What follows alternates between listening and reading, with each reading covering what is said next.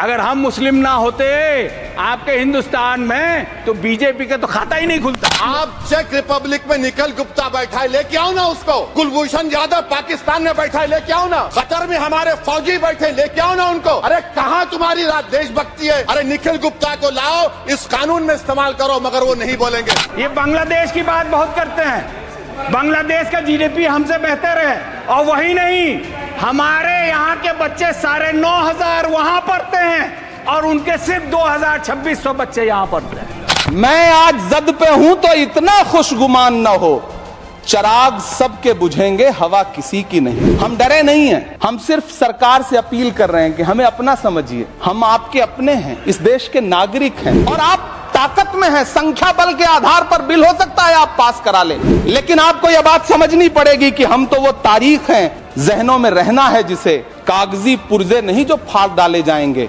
जिस जमीन पर मैं खड़ा हूं ये मेरी पहचान है। आप आंधी हैं तो क्या मुझको उड़ा ले जाएंगे?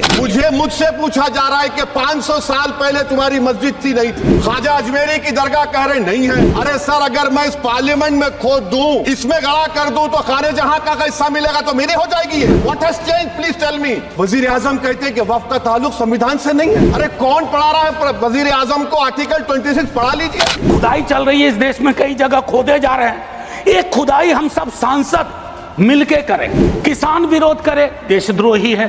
विद्यार्थी विरोध करें, नौकरी के लिए नौकरी मांग रहे हैं आपसे, और कुछ तो नौकरी भी नहीं मांग रहे हैं, परीक्षा समय पर कराने की मांग कर रहे हैं। आप कह रहे हो अराजक है, नक्सल है। 14 का चुनाव, 19 का चुनाव, 24 का चुनाव, जवाहरलाल नेहरू नहीं आ रहे हैं, विपक्ष आ रहा है, कांग्रेस आ रही है। 100 साल आप चुनाव जीतेंगे, लेकिन नेहरू को फिर भी वहां खड़ा पाएंगे। मंदिर बना दिए, हमने ये बना दिए, आप अपनी पीठ थपथपाते रहे। मोदी जी की गारंटी है करके जब उन्होंने कहा तो आप सभी ने तालियां बजाए, बेंच को बजा बजा कर अपने हाथ दुखा दिए। मैं आपसे एक सवाल करना चाहता हूं, आंकड़े आपके ही है, आपने एग्जामिनेशन सिस्टम को तो क्लियर कर दिया है, नौकरियां कितनी है ये बताइए। हाईली क्वालिफाइड बच्चे आज क्लर्क की, चपरासी की नौकरी के लिए अप्लाई कर रहे हैं कि आज पढ़े लिखे बच्चों की हालत ऐसी हो गई है कि पढ़ो फारसी और बेचो तेल, ये हालत हो गई है।